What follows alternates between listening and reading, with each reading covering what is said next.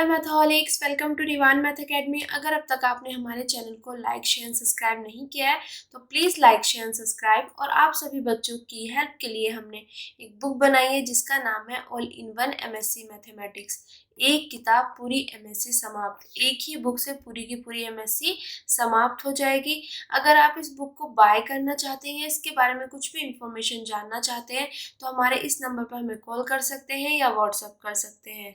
और ये बुक जो है इस टाइम पर डिजिटल बुक है और इस बुक का प्राइस है 1499 रुपये। और इस बुक में जो टोटल पेजेस हैं वो है 1440 पेज। ठीक है।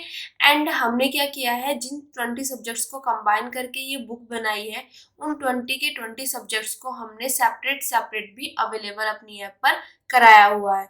अगर आप किसी भी पर्टिकुलर सब्जेक्ट को बाय करना चाहते हैं तो आप पर्टिकुलर सब्जेक्ट को भी बाय कर सकते हैं और उसका प्राइस जो है हर एक सब्जेक्ट का 99 रुपये है। ठीक है। तो आप बच्चों के कंफर्टेबल जोन के हिसाब से हमने दोनों तरीके से अवेलेबल करा दी है अपनी ऐप पर। और हमारी ऐप का जो लिंक है वो हमारे यूट्यूब चैनल के अबाउट में जाके आपको मिल जाएगा। ठीक है बेटा।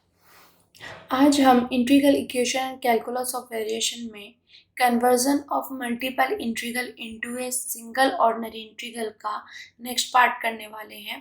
फर्स्ट पार्ट में ऑलरेडी हम इक्वेशन नंबर 3 तक अच्छे से समझा चुके हैं। आई होप आप सभी को अच्छे से समझ आ गया होगा। अब हम इसके आगे का पोर्शन देखेंगे। ठीक है बेटा।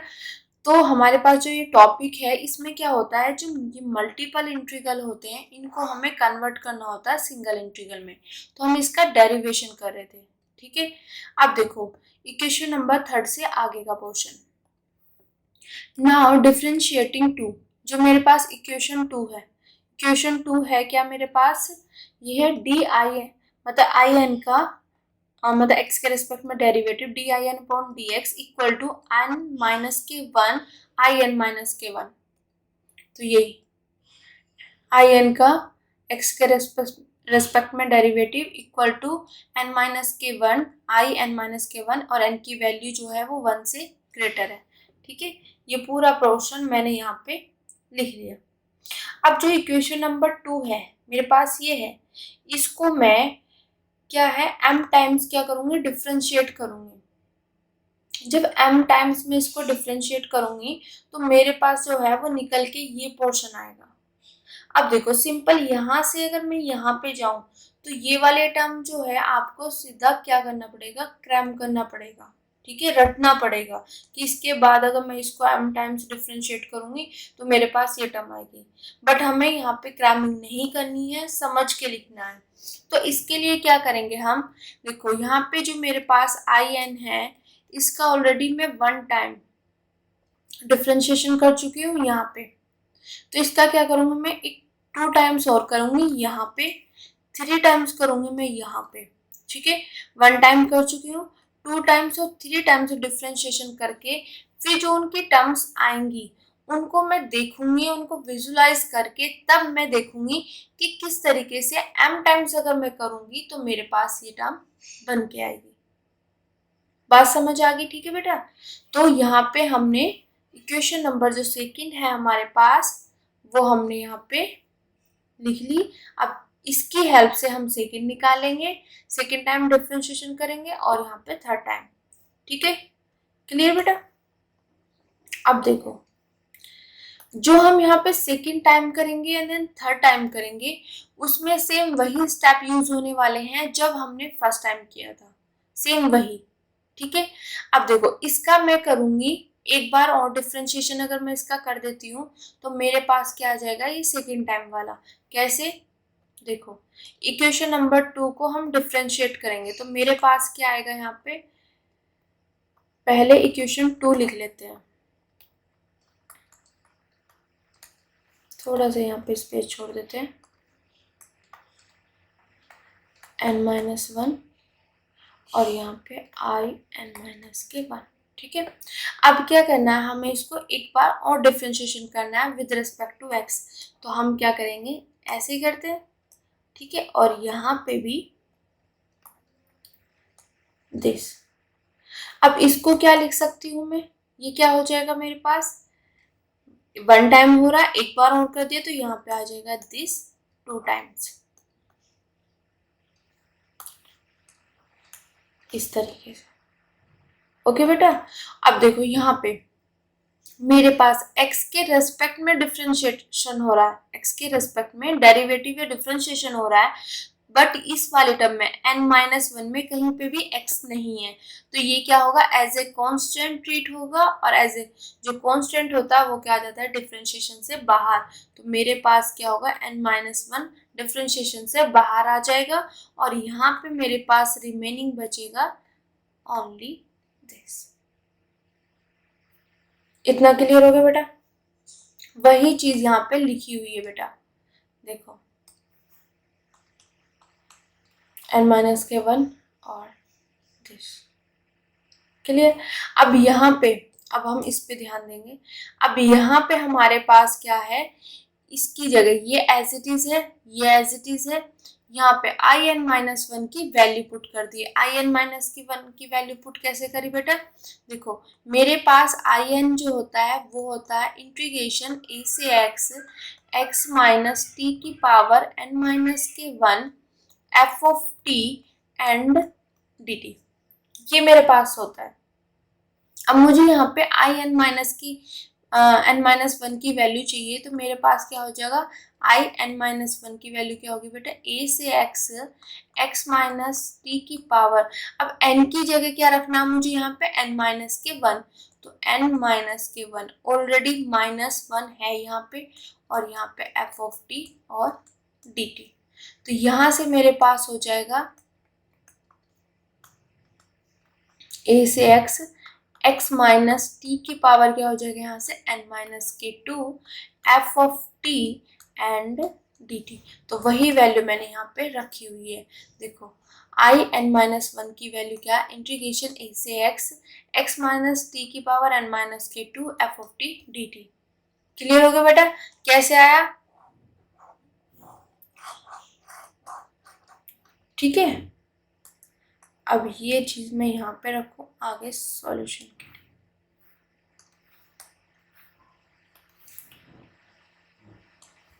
अब देखो बेटा,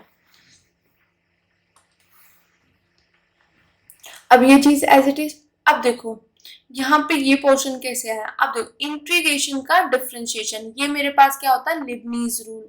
ठीक है बेटा, तो यहाँ पे इंटीग्रेशन का डिफरेंशिएशन हो रहा है, तो जब ऐसी सिचुएशन आती है तो हम क्या यूज करते हैं, लिबनीज रूल। ठीक है, और इसमें क्या होता है कि मेरे पास ये और ये एज इट इज, इस वाले पोर्शन का partial derivative with respect to x, फिर t के रिस्पेक्ट में इंटीग्रेशन हो रहा है, तो t की जगह अपर लिमिट का डेरिवेटिव माइनस t की जगह लोअर लिमिट का डेरिवेटिव। तो यही सेम प्रोसेस हमने यहाँ पे यूज करना है। ठीक है बेटा, तो हमारे पास देखो यहाँ पे क्या हो रहा है, इंटीग्रेशन का डिफरेंशिएशन हो रहा है, तो यहाँ पे यूज करेंगे लिबनीज रूल, और ये वाला जो पोर्शन है ये मेरे पास क्या बन जाएगा, दिस, ये। ठीक है बेटा, ये मेरे पास बन जाएगा। अब यहाँ पे देखो कैसे करते हैं, इसमें जो हम लिबनीज रूल यूज करते हैं तो इसमें क्या होता है हमारे पास, तो यहाँ पे हम कैसे करते हैं बेटा, इसमें जो ये वाला पोर्शन इंटीग्रेशन a से x, ये एज इट इज, और ये क्या dt मेरे पास एज इट इज। जो ये वाला पोर्शन है जो ये है, इसका क्या करते हैं, x के रिस्पेक्ट में पार्शियल डेरिवेटिव, तो मेरे पास x के रिस्पेक्ट में पार्शियल डेरिवेटिव, और अंदर मेरे पास जो इसकी जगह है वो है ये n-2, और यहाँ पे आ जाएगा f ऑफ t। ठीक है बेटा, यहाँ पे t प्लस, अब जहां जहां t है मेरे पास वहां पे क्या रख दो, अपर लिमिट क्या है मेरे पास, x। ठीक है, तो t की जगह अपर लिमिट रखो, तो x माइनस एक्स की पावर n-2, यहाँ पे f ऑफ x, और अपर लिमिट का derivative with respect to x, minus जहां जहां t है वहां पे रखो लोअर लिमिट क्या है मेरे पास, a। तो जहां जहां t दिखाई दे आपको वहां पे आप क्या करोगे, a पुट कर दोगे, और मेरे पास आ गया ये। ठीक है, और यहाँ पे मेरे पास आएगा लोअर लिमिट का derivative with respect to x, बात समझ आई बेटा? लिबनीज रूल क्या कहता है? और ये और ये एज इट इज, इसका x के रेस्पेक्ट में पार्शियल डेरिवेटिव, यहाँ पे एक ब्रैकेट और, ठीक है बेटा।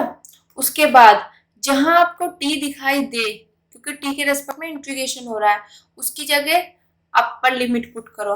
अपर लिमिट पुट कर दी। अपर लिमिट क्या है? x पुट कर दिया जहां t दिखाई दिया, और अपर लिमिट का डेरिवेटिव, ठीक है। माइनस लोअर लिमिट पुट करनी है t की जगह, तो लोअर लिमिट पुट कर दिया जहां जहां हमें t दिखाई दिया, और लोअर लिमिट का x के रिस्पेक्ट में डेरिवेटिव। इतना क्लियर हो गया बेटा? अब देखो x माइनस एक्स क्या हो जाएगा? 0। अब 0 की यहाँ पे ये इसकी वैल्यू 0 होगी, 0 की इनके साथ में मल्टीप्लाई करूंगी तो ये पूरी टर्म क्या बन जाएगी मेरे पास? 0 माइनस ये एज इट इज। अब मेरे पास a क्या है? a है कांस्टेंट, तो कांस्टेंट के x के रिस्पेक्ट में डेरिवेटिव क्या बन जाएगा? 0। अब इनके साथ मल्टीप्लाई करूंगी तो ये बन जाएगा 0। तो रिमेनिंग मेरे पास यहाँ से सिर्फ जो टर्म बचेगी वो बचेगी दिस, ये पोर्शन बचेगा, ठीक है। अब यहाँ पे देखो बेटा, इंटीग्रेशन a से x एज इट इज चल रहा है। अब मुझे इसका क्या करना है? डेरिवेटिव करना है। तो this is first, this is second मान लो, ठीक है। इतना क्लियर हो गया? अब मेरे पास फर्स्ट क्या है? As it is. सेकंड का डेरिवेटिव। अब सेकंड का जब मैं डेरिवेटिव करूंगी तो ये मेरे पास क्या है? t का फंक्शन है। f जो है वो t का फंक्शन है, इसमें सारे टर्म t की ही है। अब t की ही सारे टर्म है और उसका मैं x के रिस्पेक्ट में डेरिवेटिव करूंगी तो ये क्या बन जाएगा मेरे पास? 0। तो ये यहाँ से 0 बन जाएगा, ठीक है। प्लस फिर मेरे पास सेकंड एज इट इज, ठीक है। और मेरे पास यहां से निकल के आएगा बेटा फर्स्ट का डेरिवेटिव। तो फर्स्ट का, एक मिनट बेटा,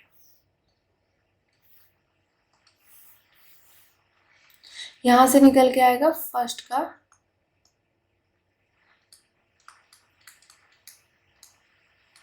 डेरिवेटिव, ठीक है। और यहां से मैं इसको हटा दूं, इसको हटा देती हूँ, मेरे पास बच जाएगा ये, और ये dt तो ऑलरेडी है ही है साथ में, तो इसको सही से लिख लेते हैं ना।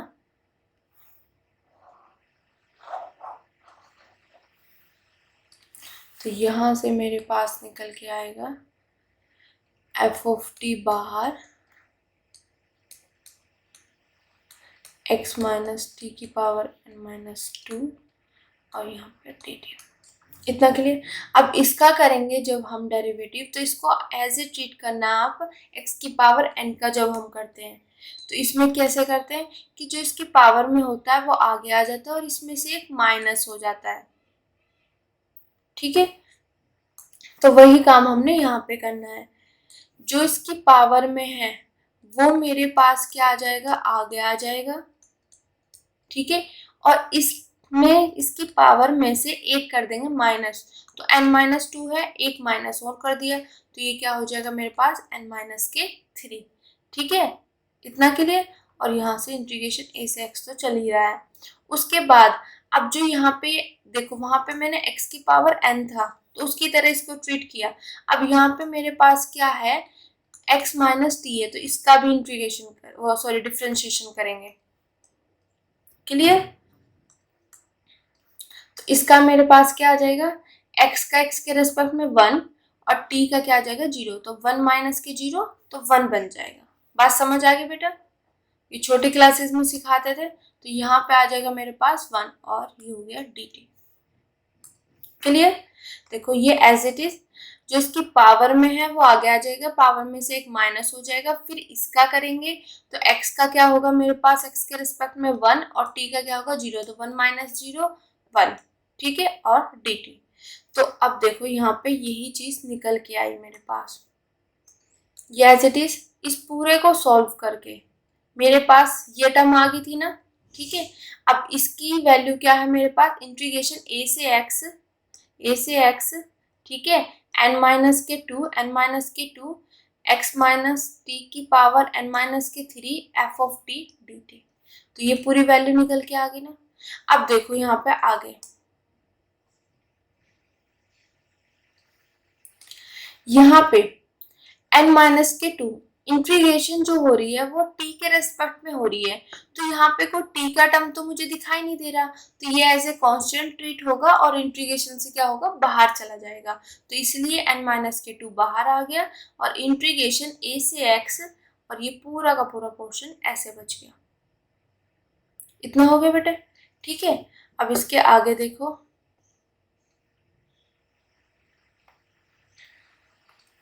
यहाँ पे अब इसकी जगह मैंने, इस पूरे पोर्शन की जगह मैंने ये लिख दिया। ये कैसे लिखा, देखो आई एन जो है वो मेरे पास है इंटीग्रेशन ए से एक्स, एक्स माइनस टी की पावर एन माइनस के वन एफ ऑफ टी और डी टी। ये मेरे पास क्या है, आई एन। अगर इस एन की जगह मैं एन माइनस के टू रख दूं तो मेरे पास क्या बन जाएगा, एन माइनस के टू। एन माइनस की यहाँ पे मैं टू रखूंगी और ऑलरेडी माइनस वन है तो ये हो जाएगा एन माइनस के थ्री। तो एफ ऑफ टी और डी टी, इतना क्लियर। अब देखो आप मैच करके देखो, इंटीग्रेशन ए से एक्स, एक्स माइनस टी की पावर एन माइनस के three F of T D T, यही है ना। अब इसकी वैल्यू क्या मेरे पास, ये तो ये वैल्यू पुट कर दी। अब देखो इसको आपको ध्यान कैसे रखना है कि ये कैसे रखना है। देखो इंटीग्रेशन ए से एक्स, एक्स माइनस टी की पावर कुछ है F of T D T, तो ये मेरे पास क्या होता है, आई एन होता है। सिर्फ डिफरेंस क्या है, यहाँ पे एन माइनस थ्री है और यहाँ पे एन माइनस वन है। तो आपको ये चेक करना होगा कि एन माइनस थ्री किस तरीके से आएगा, कि अगर इसकी जगह मैं एन माइनस टू कर दूं तो मेरे पास एन माइनस थ्री बन जाएगा। तो ये आ गया एन माइनस के। क्लियर बेटा, यहाँ तक का तो अच्छे से समझ आ गया ना। अब आगे देखो,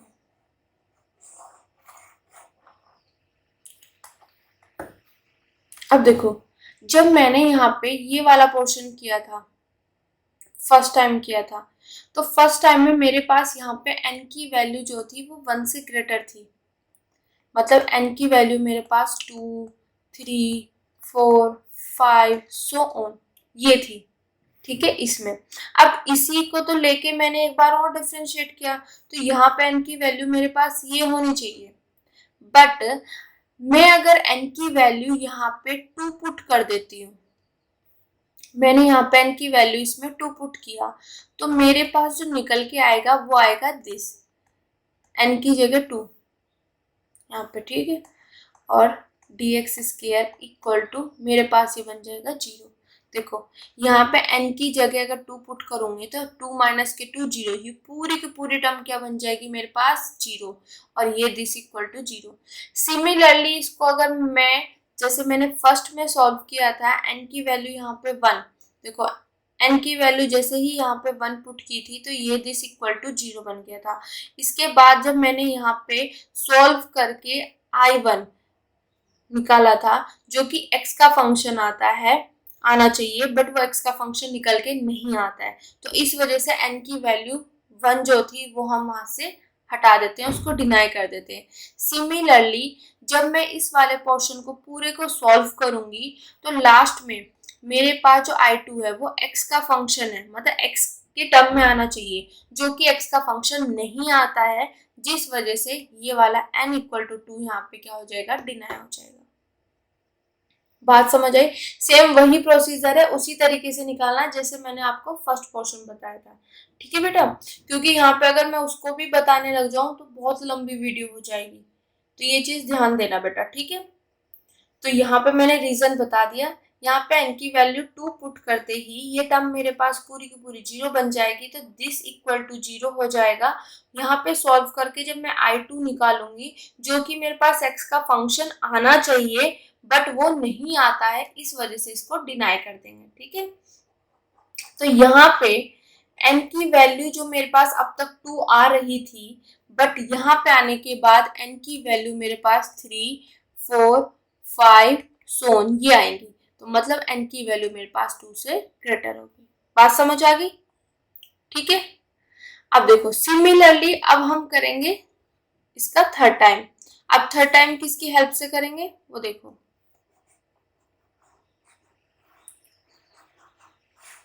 ऐसे हटाओ।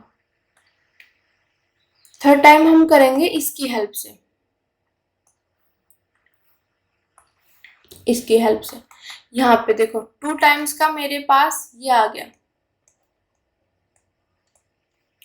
इक्वल टू यहाँ पे n-1 n-2 और यहाँ पे i(n-2). अब मुझे इसका एक बार और डिफ्रेंशिएशन करना है, तभी तो थर्ड टाइम आएगा ना। फर्स्ट टाइम मेरे पास हो गया, सेकंड टाइम मेरे पास हो गया, अब मुझे थर्ड टाइम चाहिए, तो मैं इसका सेकंड का एक बार और कर दूं, थर्ड टाइम मिल जाएगा। तो मैंने यहाँ पे इसका एक बार और कर दिया with respect to x differentiation, यहाँ पे भी दिस। ओके, अब यहाँ पे मेरे पास ये क्या बन जाएगा, 2 टाइम्स यहाँ पे हो रहा है, एक बार और किया तो ये हो जाएगा थर्ड टाइम। ठीक है बेटा, तो यही चीज यहाँ पे लिखी हुई है। अब देखो यहाँ पे, इसमें यहाँ पे मेरे को कहीं x दिखाई दे रहा है, नहीं, यहाँ पे कहीं x दिखाई दे रहा है, नहीं, तो ये मेरे पास पूरा एज ए कांस्टेंट ट्रीट होगा और ये इससे बाहर आ जाएगा, वही चीज यहाँ पे बाहर आ गई।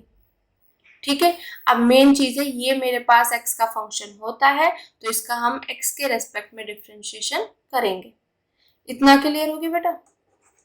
अब इसके बाद सेम in-2 की यहाँ पे वैल्यू पुट करेंगे। in-2 की वैल्यू मैंने अभी बताई थी, क्या है in-2 की वैल्यू, मेरे पास है ये, जैसे अभी मैंने निकाल के दिखाई थी, क्या है, a से x माइनस टी की power n-3 f of T dt, तो वो मैंने वैल्यू यहाँ पे रख दी। क्लियर। अब देखो इंटीग्रेशन का डिफरेंशिएशन, जहां भी आपको इंटीग्रेशन का डिफरेंशिएशन दिखाई दे जाए तो वहां पे क्या यूज करोगे आप, लीबनिज़ रूल। और लीबनिज़ रूल क्या कहता है कि मेरे पास,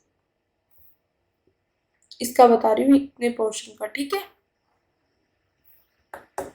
मेरे पास a से x एज इट इज, ठीक है, dt भी एज इट इज, जो ये अंदर वाला पोर्शन है ये क्या है मेरे पास, दिस, तो इसका x के रिस्पेक्ट में पार्शियल डेरिवेटिव, तो इसका हम x के रिस्पेक्ट में क्या करेंगे, पार्शियल डेरिवेटिव।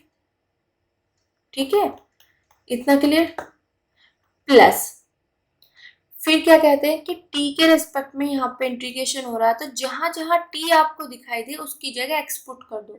तो जैसे ही मैं यहाँ पे t की जगह x पुट करूंगी, ठीक है, ये आ गया, x पुट किया और x का x के रिस्पेक्ट में डेरिवेटिव, माइनस अब t की जगह लोअर लिमिट पुट करना है, मतलब t की जगह a पुट करना है, तो a पुट कर दो जहां जहां आपको t दिखाई दे, ठीक है, और लोअर लिमिट का x के रिस्पेक्ट में डेरिवेटिव। बात समझ आई। ये और ये एज इट इज, अंदर वाले का जो ये वाला पोर्शन है इसका x के रिस्पेक्ट में पार्शियल डेरिवेटिव, फिर जहां जहां t है वहां x पुट कर दो, मतलब अपर लिमिट, और अपर लिमिट का derivative with respect to x, minus जहां जहां t है उसकी जगह लोअर लिमिट पुट कर दो, लोअर लिमिट का डेरिवेटिव। अब सिंपल सी चीज है बेटा, ये मेरे पास क्या बन जाएगा, 0, तो ये पूरा पोर्शन 0, ये चीज आ गई। यहाँ पे a क्या है, कांस्टेंट, कांस्टेंट का x के रिस्पेक्ट में डेरिवेटिव करेंगे, दिस 0, तो ये पूरा पोर्शन 0। क्लियर हो गया। तो यहाँ से ये पोर्शन हटा दो, ये पोर्शन मैंने दिया हटा। उसके बाद अगर मैं इसका करूं, ये वाला पोर्शन निकालो, तो a से x एज इट इज। अब इसमें क्या होगा, फर्स्ट और सेकंड मान के चलो, ठीक है, फर्स्ट अगर मैं एज इट इज लूंगी बेटा यहाँ पे, और सेकंड का डेरिवेटिव करूंगी x के रिस्पेक्ट में, तो इसमें सारे के सारे टर्म क्या है, t की ही है। अब t का x के रिस्पेक्ट में क्या आएगा, डिफरेंशिएशन 0। ठीक है, तो ये वाला पोर्शन भी मेरे पास हट गया, प्लस प्लस वाला जो था मेरे पास second as it is first का डेरिवेटिव,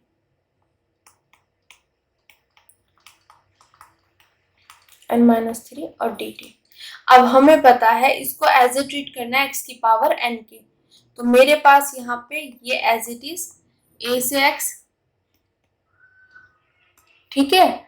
अब इसका करूंगी तो x की पावर n का क्या होता है, जो पावर में होता है ये आ जाता है आगे, और इसमें से एक हो जाता है माइनस, तो यहाँ पे आ जाएगा मेरे पास n-4, n-3 में से एक माइनस करो, n-3 में से एक माइनस करो तो n-4, ठीक है।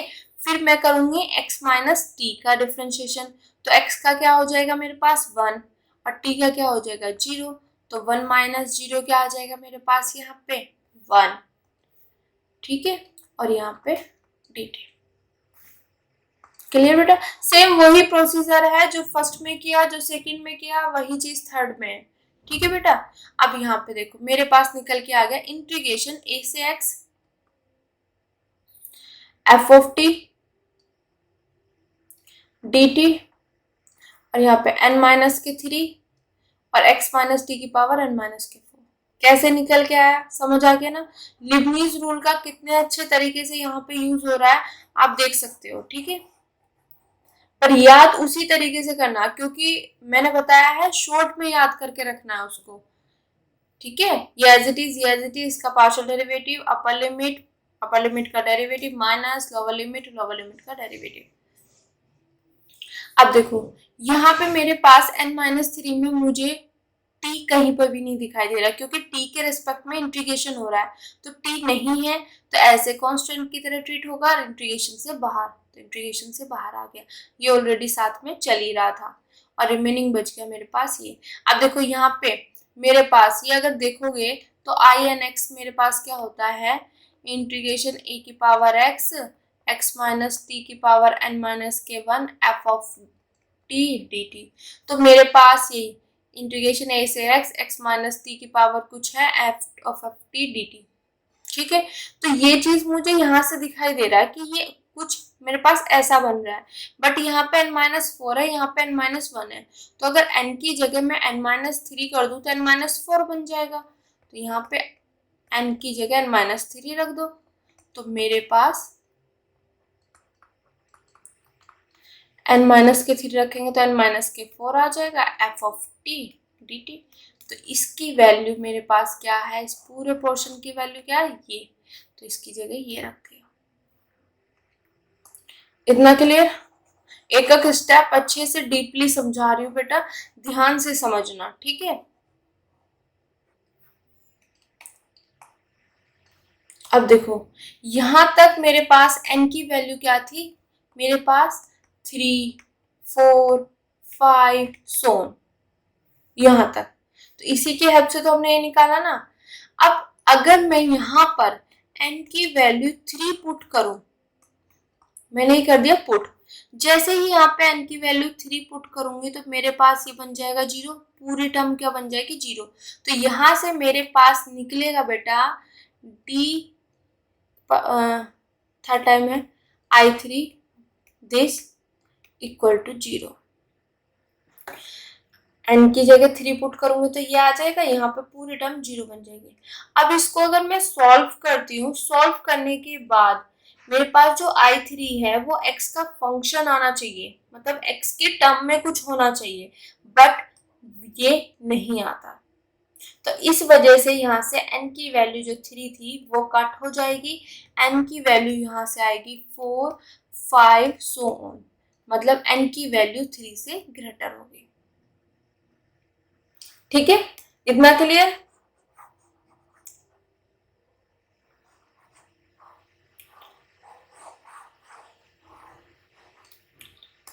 ओके बेटा। अब देखो यहाँ पे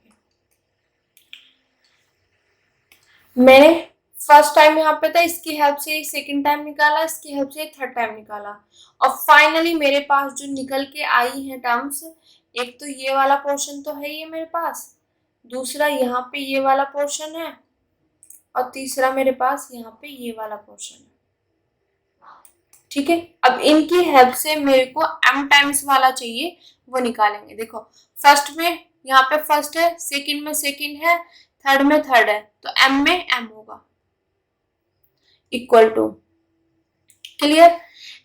n-1 यहाँ भी है, n-1 यहाँ भी है, n-1 यहाँ भी है, तो n-1 से स्टार्ट होगा, इतना क्लियर।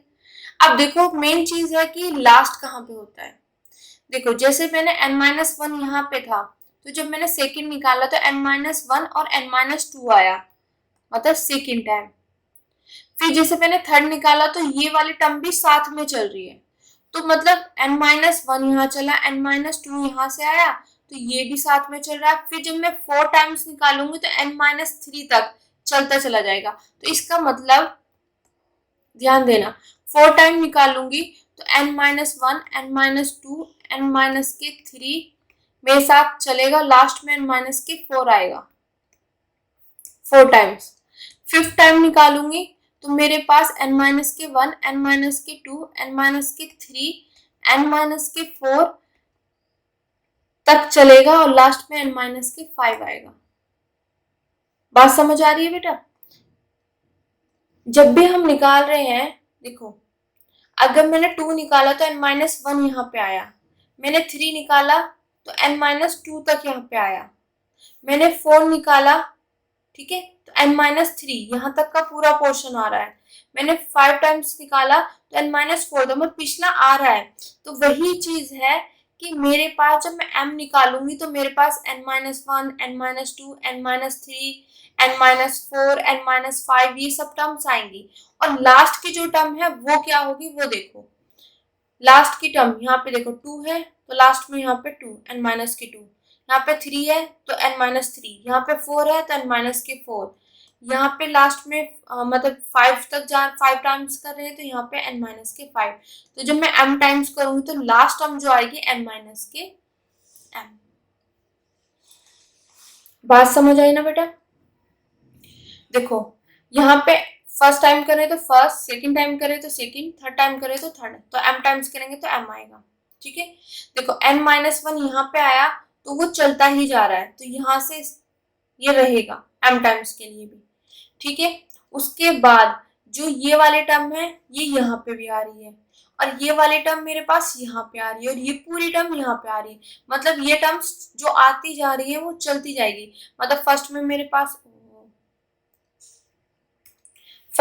पास ये आया, सेकंड में मेरे पास ये आया, थर्ड में मेरे पास ये आया, फोर्थ में मेरे पास यहाँ तक आया, तो ये चलती चली जाएगी। बात समझ रहे हो बेटा? चलती चली जाएगी, और एंड में कहाँ तक जाएगी? देखो 1 में n-1, 2 में n-2, 3 में n-3, 4 में n-4, 5 में n-5, तो लास्ट में n-m, ठीक है। क्योंकि ऐसा नहीं है कि जब मैं m टाइम्स करी तो सीधा n-m आएगा, नहीं, साथ में ये वाली टर्म्स भी चलती चल जाए, जो पिछली टर्म्स है ना वो चल रही है, तो फर्स्ट वाली भी आ रही है, सेकंड वाली भी आ रही है, थर्ड वाली भी आ रही है, फोर्थ वाली भी आ रही है, 5, तो ये चलती जा रही है n-1, n-2, n-3, पर लास्ट में जो आएगा वो कहाँ तक आएगा? जितने टाइम्स हम कर रहे हैं। अब जो लास्ट वाली टर्म होती है यही चीज मेरे पास यहाँ पे आती है, यही चीज मेरे पास यहाँ पे आती है, यही चीज मेरे पास यहाँ पे आती है, यही चीज मेरे पास यहाँ पे आएगी, यही चीज यहाँ, तो m टाइम्स कर रही हूँ तो जो लास्ट वाली टर्म है वही मेरे पास in-m आएगा। आई होप ये चीज अच्छे से क्लियर हो गया, आप अच्छे से विजुलाइज कर पा रहे हो कि क्या है, कि n-1 है, n-1 सब में n-1 से ही स्टार्ट होगी, बट जो अगली टर्म अगर मैं ले रही हूँ, जैसे ये लिया तो मुझे पिछली ये आ रही है, ये n-3 तक चल रहा है, तो ये पिछली टर्म मेरे साथ चल रही है, तो जब n-m तक चलूंगी तो पिछली टर्म मेरे साथ चलेंगी, ठीक है। लास्ट में 4 टाइम्स कर रहे हो तो 4 वाला, 5 टाइम्स कर रहे हो तो 5, m टाइम्स कर रहे हो तो m वाला, जो यहाँ होता है वही चीज यहाँ पे आती है। दूसरी चीज यहाँ पे n की वैल्यू क्या, जब मैंने 1 टाइम किया 1 से ग्रेटर, 2 टाइम किया तो 2 से ग्रेटर, 3 टाइम किया तो 3 से ग्रेटर, 4 टाइम करूंगी तो 4 से ग्रेटर होगा, 5 टाइम्स करूंगी तो 5 से ग्रेटर होगा, n टाइम्स करूंगी तो n से ग्रेटर होगा, m टाइम्स करूंगी तो m से ग्रेटर होगा। इतना क्लियर हो गया ना? ओके, तो ये चीजें आपको विजुलाइज करनी थी। अगर मैं सीधा बता देती कि ऐसे ऐसे है तो वो चीजें क्रैमिंग वाली हो जाती। ये चीज हमें पता चल गई कि फर्स्ट टाइम मेरे पास जो होता है n-1, यहाँ भी n-1 से स्टार्ट हो रहा है, यहाँ भी, ठीक है, तो n-1 से तो आएगा, साथ में जब मैं सेकंड निकाल रही हूँ तो पिछली टर्म आ रही है, थर्ड निकाल रही हूँ तो पिछली टर्म आ रही है, तो m निकालूंगी तो पिछली टर्म आएगी, लास्ट में मेरे पास जो निकाल रहे हैं ना n-m, जितना मतलब थर्ड टाइम निकाल रही हूँ तो थर्ड, सेकंड टाइम निकाल रही हूँ तो सेकंड, तो m टाइम निकाल रही हूँ तो m आएगा, ठीक है। और जो ये होता है यही यहाँ पे होता है, और जितने टाइम्स निकाल रहे हैं उससे क्लियर।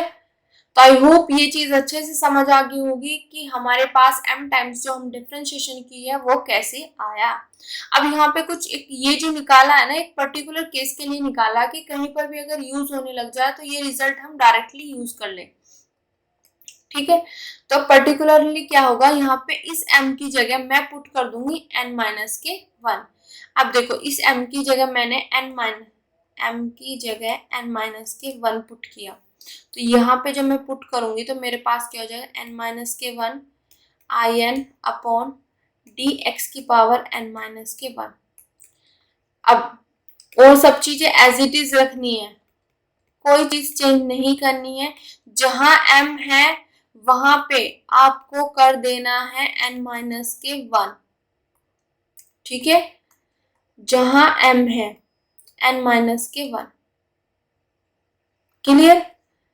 अब देखो यहाँ पे तो मेरे पास क्या आ जाएगा n-1, n-2, n-3, और यहां से अगर मैं इसको सॉल्व करूं, माइनस साइन है जब अंदर जाएगा तो साइन चेंज हो जाते हैं, प्लस का माइनस हो जाएगा, माइनस का प्लस। अब इससे ये कैंसिल हो जाएगा तो यहाँ पे बचेगा मेरे पास 1, और लास्ट में यहाँ पे भी दिस। और ये आपको पता ही है x का फंक्शन होता है। ठीक है, तो अगर आप इस चीज को देखोगे तो ये कैसे आ रहा है, जैसे हमारे पास अगर मैं n फैक्टोरियल की बात करूं तो वो क्या होता है 1 2 3 सो ऑन करते करते n तक जाता है। ठीक है, सिमिलरली अगर मैं यहाँ पे n-1 फैक्टोरियल लिख कर दूं तो मेरे पास क्या होगा 1 2 3 सो ऑन n-1। तो वो यही तो चीज है, यहाँ पे 1 होगा, यहाँ पे 2 आएगा, यहाँ पे 3 आएगा, सो ऑन करते करते n-1। तो ये मेरे पास क्या हो गया n-1 फैक्टोरियल, वही चीज यहाँ पे लिखी हुई है, और ix। क्लियर।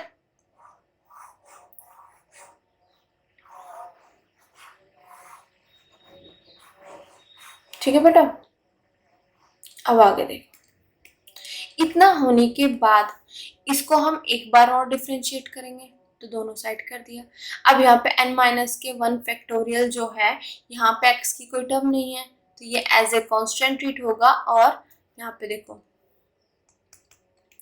यहाँ पे भी ऐसे आ जाएगा n-1 फैक्टोरियल i1x। अब मुझे पता है इसमें x है ही नहीं, तो ये एज ए कांस्टेंट ट्रीट होगा, और ये डिफरेंशिएशन से बाहर, तो ये बाहर आ गया, और इसका दिस। अब देखो यहाँ पे n-1 टाइम्स हो ही रहा है। ठीक है, और एक बार और आ गया तो इसमें एक बार और ऐड कर दो 1। बात समझ आई। n-1 टाइम्स डिफरेंशिएशन हो रहा है, इसमें एक बार इसका डिफरेंशिएशन और करेंगे तो मतलब 1 ऐड हो जाएगा, तो ये मेरे पास आ जाएगा यहाँ पे n। तो इसको लिख सकते हैं हम दिस, इसमें ऐड हो जाता है क्योंकि एक बार, क्योंकि इतनी बार तो कर रहे हैं, एक बार और कर रहे हैं तो एक चीज ऐड हो जाएगी ना, तो वही चीज है दिस। अब इसका भी इधर, इसका क्या हो जाएगा, इसका आएगा यहां से बेटा di1 upon dx equal to f of x. इसकी वैल्यू है मेरे पास फॉर्म इक्वेशन नंबर 3 से एफ ऑफ एक्स।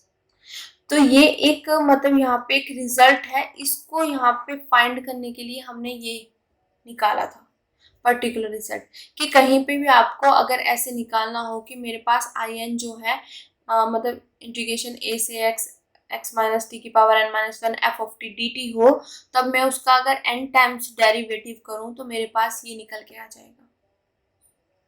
ठीक है, तो ये एक रिजल्ट था, और एफ ऑफ एक्स क्या होता है मेरे पास ये होता है, यहाँ से इसको निकाल लो और इसकी वैल्यू निकल के आ जाएगी। तो आई होप यहाँ तक का आपको अच्छे से समझ आ गया होगा।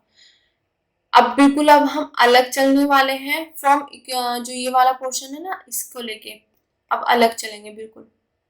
तो आई होप यहाँ तक का सफर अच्छे से देखो, यहाँ तक समझ लिया था हमने। इसको हमें m टाइम्स निकालना, तो m टाइम्स निकालने के लिए हम क्या करेंगे, फर्स्ट टाइम ऑलरेडी निकाला हुआ, एक बार 2 टाइम्स और 3rd टाइम्स वो निकालेंगे, फिर उनको विजुलाइज करके हम इसको लिख देंगे।